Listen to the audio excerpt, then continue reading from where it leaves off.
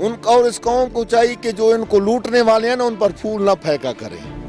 نہیں کیا, کیونکہ ہم سوئی ہوئی قوم ہیں, ہم جاگیں گے تو ساری ہماری قدر کریں گے.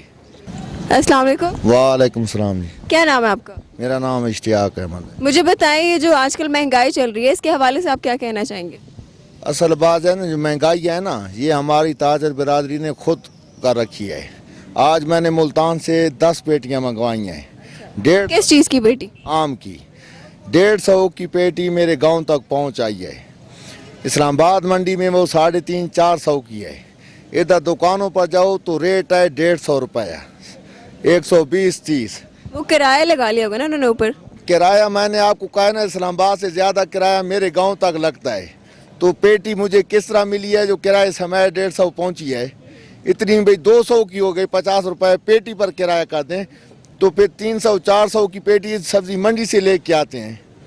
سبزی منڈی سے اتنا ریٹ آج کا CNG ساروں نے لگائی ہوئی ہے. اتنی مہنگائی نہیں ہے جتنی ایک جس طرح 15 ہے نا, کسی عوام کو تکلیف ہو تو 15 کا نمبر دیا ہوتا ہے, 1122 والوں کا نمبر. اس طرح فوڈ والوں کا ایک نمبر ہونا چاہیے, ہیلپ لائن ہونی چاہیے, تاکہ کوئی آدمی ریٹ لسٹ ڈیلی کی ہونی چاہیے. دکاندار سے عوام کا بھی کام ہے کہ مطالبہ کریں. ریٹ لسٹ بالکل ہے جو دکانداروں کو دی جاتی ہے, لیکن ہماری عوام پوچھتی نہیں ہے کہ ریٹ لسٹ دکھائیں.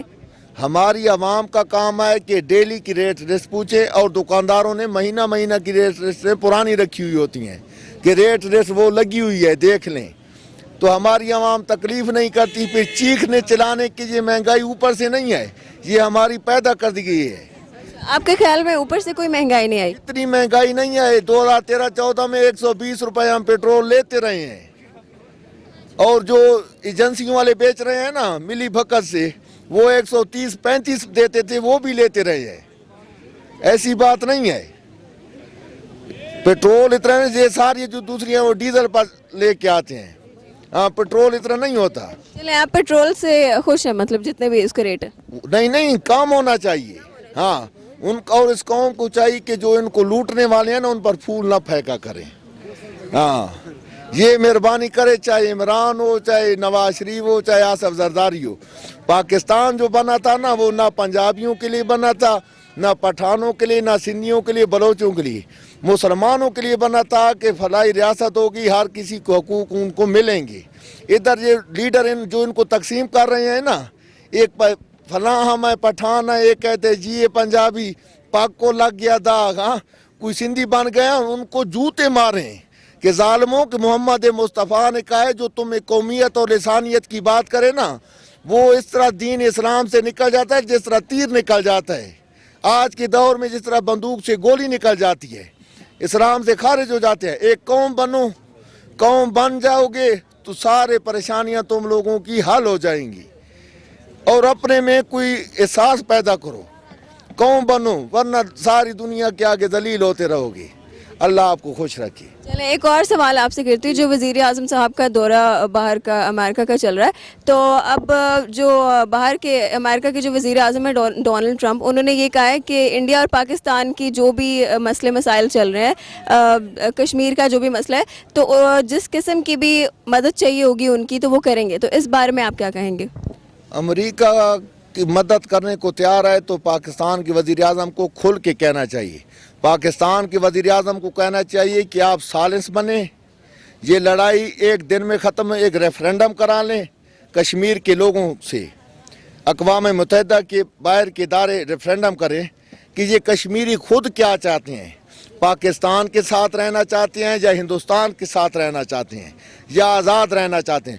ان کی جو مرضی ہوگی. پہلے ریفرینڈم کرایا تھا, انہوں نے پاکستان کے حق میں ووٹ دیا تھا, اب ان کا پھر ریفرینڈم کرا لیں.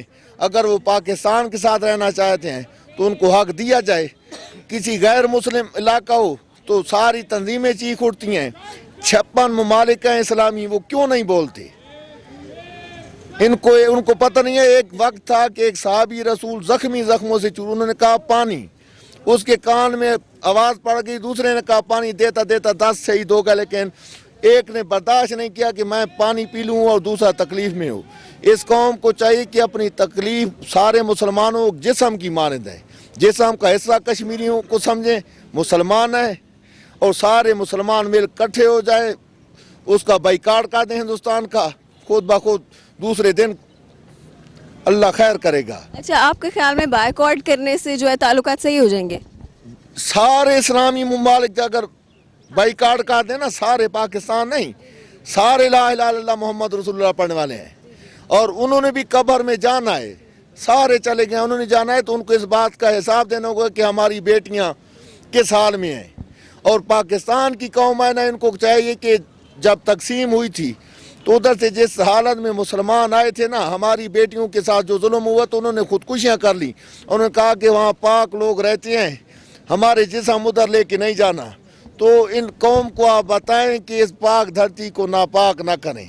کتنی بیٹیوں کی آہیں تھیں، ہاں، کہ تم لوگوں کی خاطر تم لوگ بھول گئے ہو، تم لوگوں کو گندے لوگوں نے قومیتوں میں، زبانوں میں، فرقہ بندیوں میں تقسیم کر دیا ہے۔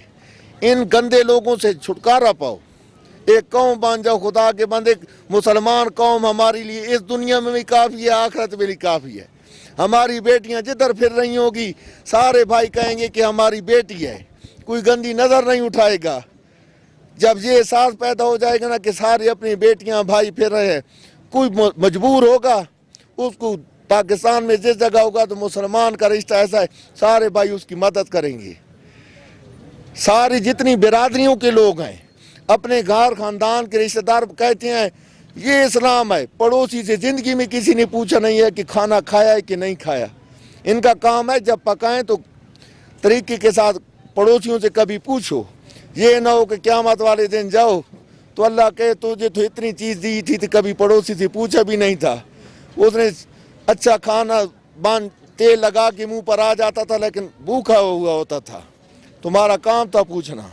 ایک دوسرے کا احساس پیدا کریں، اور حکومت کو بھی چاہیے کہ عوام کا احساس پیدا کرے۔ اداروں کو تب مستحکم ہوں گے، فوڈ والا جی ہے نا، ان کا ایک نمبر ہونا چاہیے، جو کوئی دکاندار مہنگی چیز دے رہا ہو اس ہیلپ لائن پر عوام رابطہ کرے۔ ابھی عوام کا کام ہے 15 پر فون کریں کہ متعلقہ اس ایری کا فوڈ آفیسر کون ہے، انسپیکٹر کون ہے۔ ان کو کسی کو پتہ ہے آپ کے علاقے میں آپ کا فوڈ انسپیکٹر کون ہے؟ بھائی جان خان صاحب ادھر ہیں۔ جی ہمارے علاقے میں نادر شیر فوڈ انسپیکٹر ہے، جی اس کا نمبر ہے؟ اس کا نمبر تو ادھر ایجنسی میں کام نہیں کرتے، نمبر تو ہے لیکن ایجنسی میں فوڈ انسپیکٹر ہے۔ تو ادھر کبھی آپ کو دکاندار نے مہنگی چیز دی ہے تو آپ نے اس کے ساتھ رابطہ کیا ہے؟ نہیں کیا، پوچھنا نہیں ہے۔ کیونکہ ہم سوئی قوم ہیں، ہم جاگیں گے تو ساری ہماری قدر کریں گے۔ اللہ خوش